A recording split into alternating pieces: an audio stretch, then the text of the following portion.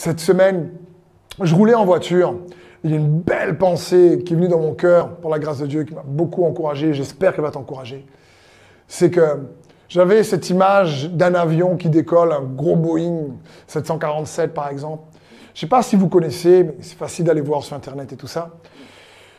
C'est qu'un Boeing 747 ou n'importe quel avion prend leur envol, décolle face au vent. Le vent est contre eux.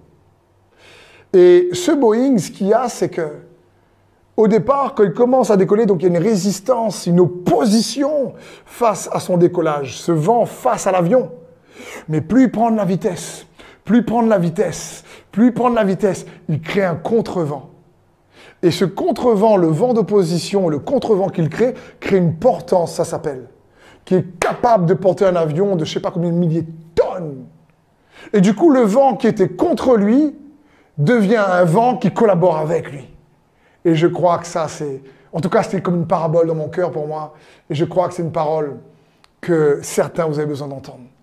Que je vous dis, je déclare que certains problèmes auxquels vous faites face et qui se posent à vous, hey, persévérez, fixez vos regards sur Jésus. Bientôt, ces problèmes qui, quelque part, étaient comme de l'opposition, va devenir des problèmes qui vont être une collaboration. Et vous allez être portés par le vent de Dieu, par le Saint-Esprit qui va vous aider. Faites-lui confiance à Jésus. Et il travaille, il œuvre. Et j'aimerais t'encourager à travailler, à œuvrer également pour ta vraie demeure. Dans Jean 14, 3, Jésus dit, lorsque je m'en serai allé, je vais vous préparer une place et quand je reviendrai, je vous prendrai avec moi. Et là où je serai, vous y serez aussi. Vous savez où je vais et vous en savez le chemin. Jésus est en train de dire, je vais vous préparer une place, c'est pas juste sur terre. Dis, écoute, tu sais le chemin, tu sais où il va. Et ne te trompe pas quelque part de demeure, n'oublie pas. La foi en Jésus fait de nous des voyageurs, des étrangers sur terre, nous dit la parole de Dieu. Et Jésus est là, il te dit, attends, fais-moi confiance, je travaille pour toi. Et c'est comme s'il nous encourageait à travailler, pas uniquement pour les choses périssables, mais justement pour les choses qui subsistent éternellement. Et on voit ça dans Jean 6, 27, où il dit, ne travaillez pas pour la nourriture qui périt, mais travaillez pour la nourriture qui subsiste éternellement et que le Fils de l'homme vous donnera. Encore le repas, le combat commence dans le repas.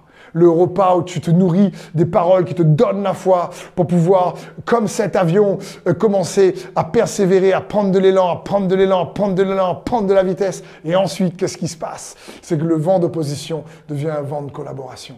C'est juste extraordinaire. Et je crois que ce que Dieu veut pour chacun de nous, c'est ça. Donc, ne travaille pas uniquement pour Jésus, travaille avec Jésus. C'est ce qu'il veut dire, travaille pour la nourriture, travaille avec foi. Vous savez, quand on est dans la foi, on fait travailler Jésus. Et quand on est dans la foi, c'est comme si nous, on n'est pas dans l'inaction, attention, mais on est dans le repos, la paix intérieure. Et Jésus œuvre. C'est comme ça, en général, qu'il veut fonctionner avec nous. Comment faire? C'est comme si Jésus nous disait ici, écoute, donne-moi quelque chose pour que je puisse travailler avec. Moi et mes anges, je veux travailler pour toi. La foi bouge mon bras. Et tu dis, mais qu'est-ce que je peux donner à Dieu? Peut-être comme le roi David, il est là, son âme est troublée, et il se dit, oh mon âme, loue l'Éternel, et il donne un chant d'adoration. Il manifeste sa gratitude. Un acte de foi. Je ne sais pas, tu peux déclarer des confessions, mais que dirais-je, dans la difficulté, au lieu de déclarer la situation, tu déclares ce que Jésus est pour toi. Une prière. Tu savez, le Saint-Esprit, souvent, comparé également en tout cas au feu. Et aujourd'hui, parfois, on arrive à l'imager comme de l'électricité. Mais l'électricité, vous savez, ne peut pas se propager dans n'importe quelle matière. Le verre est un mauvais conducteur et l'électricité ne se propage pas dans le verre. Par contre, le fer et l'eau, alors l'électricité, vraiment passe. Et j'aimerais t'encourager à comprendre que certaines choses que nous disons, que nous faisons, permettent au Saint-Esprit de passer au travers. Et c'est ce que Dieu dit, mais dit, écoute, travaille avec moi, collabore avec moi, je te prépare une maison, ce n'est pas parce que tu ne me vois pas que je ne fais pas, fais-moi confiance, déclare ce que tu n'as pas encore vu, déclare qui je suis pour toi, déclare ce que je suis en train de faire avec toi. C'est ce que Dieu veut, n'oublie pas ceci. Dans l'attente de la foi, n'oublie pas que Dieu travaille à la scène.